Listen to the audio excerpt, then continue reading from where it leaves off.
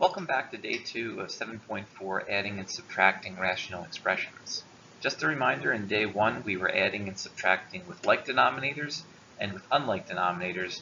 In order to do the second there, we had to work on finding the least common multiple, which became the least common denominator.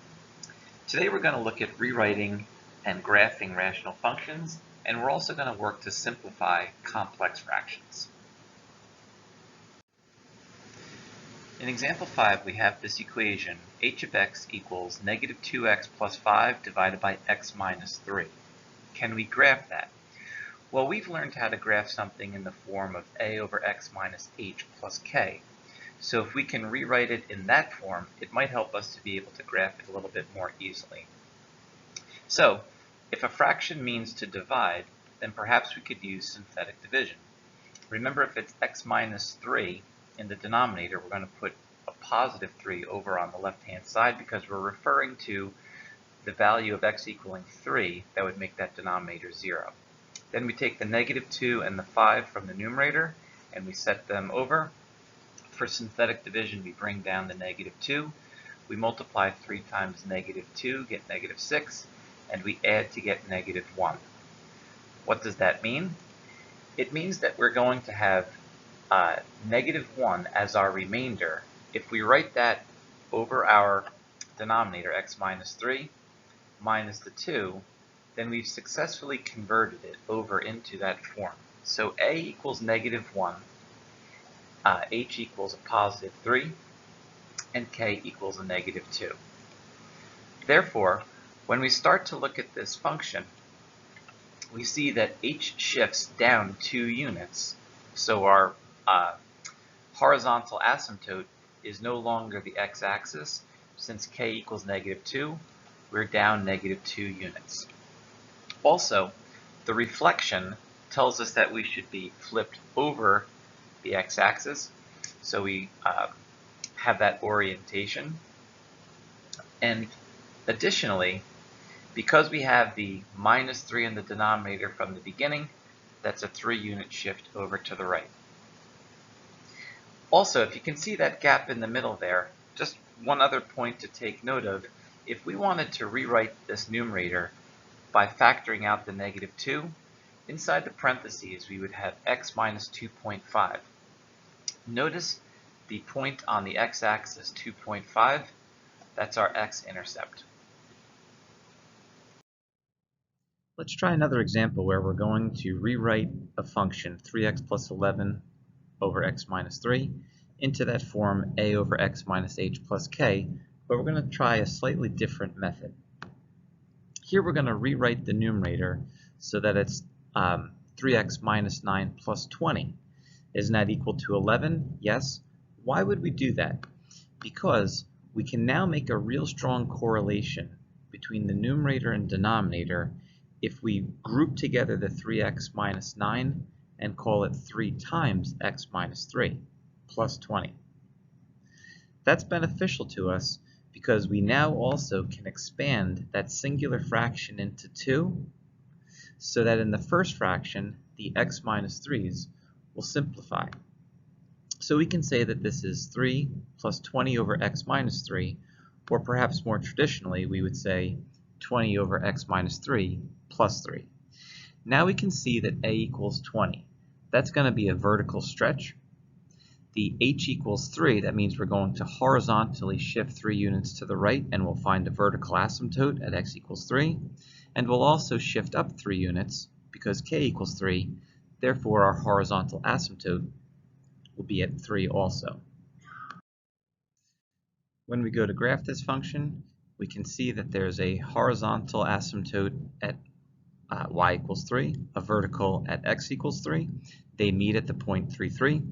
And if 20 is our amplitude, our a value in the numerator, look what would happen if from 3, 3, if we went 4 units to the right and 5 units up, 4 times 5 equals 20, 7, 8 is a point on our graph.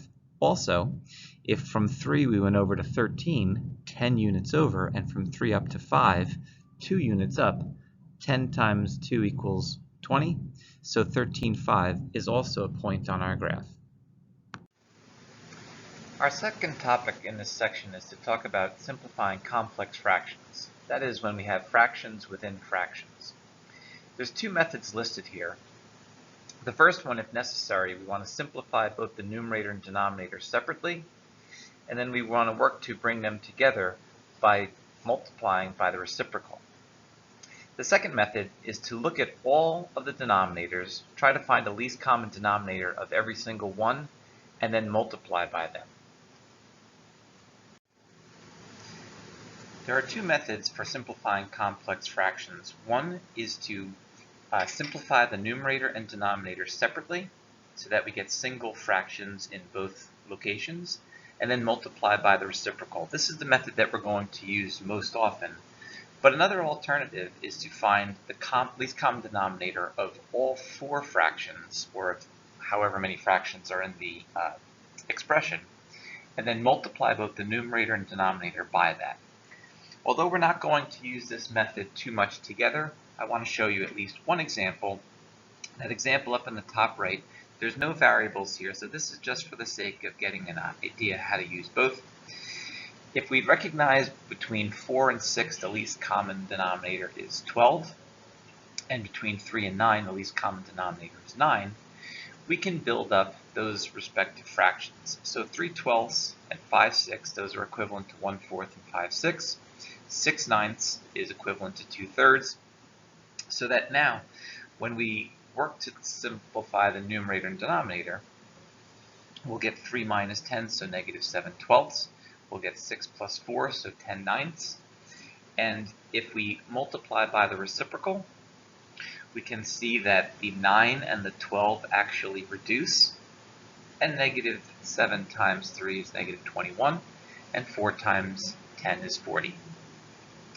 In the second method, we take 4, 6, 3, and 9 and recognize that the least common multiple of all four of those numbers is 36.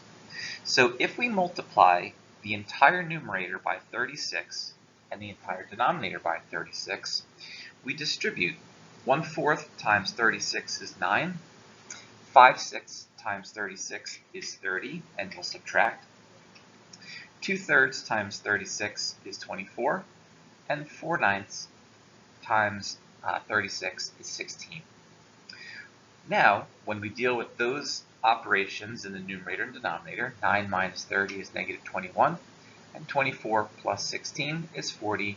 Notice that those two resulting expressions are equivalent to each other. We're going to simplify this complex fraction using method 1. We're going to work to simplify both the numerator and denominator if necessary, and then we're going to multiply by the reciprocal. So when we look at the numerator, 9 over x minus 5, there really isn't anything to do. Down in the denominator, we have two fractions. The denominators aren't the same, and so we're going to work to find what should the least common denominator be and try to build that up. So the first fraction in the denominator is x minus 5, but it's missing the x from the second fraction. The second fraction has x, but it's missing x minus 5 from the first. So we multiply by x over x and x minus 5 over x minus 5. When we do that, we'll come up with 4x and 3x minus 15, and we're asked to subtract. So we can condense those two fractions into one with the common denominator and say, now what is 4x minus 3x? And we're also going to subtract the -15.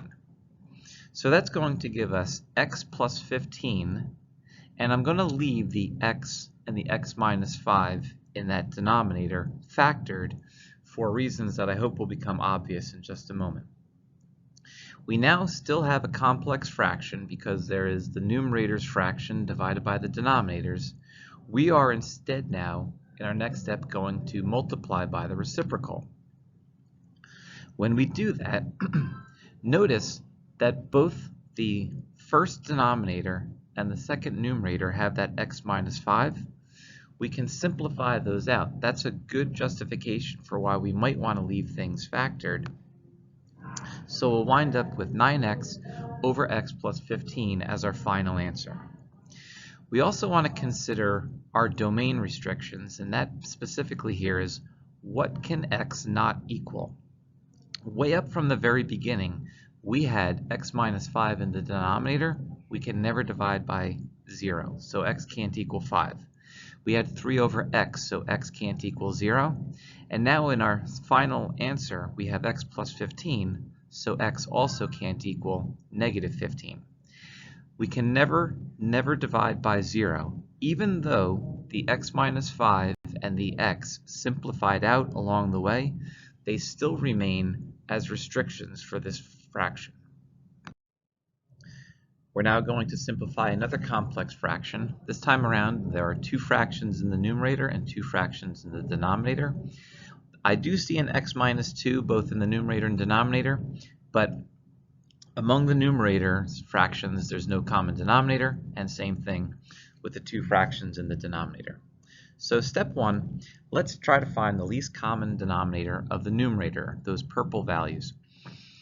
If you recognize that x squared minus 4 is a difference of squares, x minus 2 and x plus 2, then we're already good for the second fraction. But for the first one, we'd have to multiply by x plus 2. That's why we get 3x plus 6, and then we still have the minus 6 over x squared minus 4. In the denominator, the x plus 2 has to get multiplied over to the right. The x minus 2 has to be multiplied on the left. And so 3 times x minus 2 is going to give us 3x minus 6. 1 times x plus 2 is going to give us x plus 2.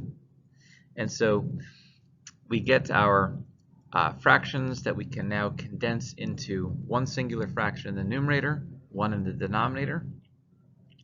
We need to simplify here. 3x plus 6 minus 6 is just 3x. And in the denominator, 3x plus x is 4x, and negative 6 plus 2 is negative 4. We're going to subtract 4.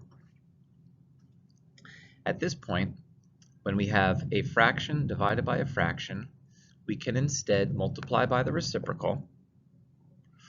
Notice that the first denominator is equivalent to the second numerator. Those will cancel out, and we should be left with 3x over 4x minus 4. I decided to factor out the 4 in the denominator and call it 4 times x minus 1, because we can now talk about our restrictions.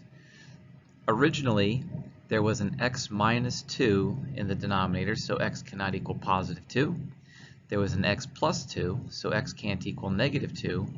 And now we have x minus 1, so x also cannot equal positive 1. Let's work to simplify another complex fraction. When we look at our first fraction there, 3x squared minus 3 in the denominator, we can factor out a 3. When we also look to the denominator and look at that second fraction, x squared minus 3x minus 4 can factor into x plus 1 and x minus 4. And also, if we look back up in the numerator, that x squared minus 1, that's a difference of squares. That should be able to factor into x plus 1 and x minus 1. Now, we want to work to establish the least common denominator among those 2 fractions down in the denominator. The second fraction has x plus 1 and x minus 4. The first fraction only has the x plus 1. So we multiply by x minus 4 over x minus 4. And if we distribute the 5 in the first numerator, and instead of subtracting, if we multiply negative 1 times x and 4, we should get, just you can see the coloring there, the 5x minus 20 and the minus x and the minus 4. Everything else stays the same, but we can take what's colored there on the numerator of the denominator, if that makes sense. We can simplify that by saying 5x minus x is 4x, and negative 20 minus 4 is negative 24. And maybe it makes some sense to factor the 4 out of there and call that 4 times x minus 6. Now we can take those fractions divided by fractions, we can multiply by the reciprocal. Notice that the x plus 1s simplify. They cancel out, and we should be just left with x minus 4, and 3 times 4 is 12.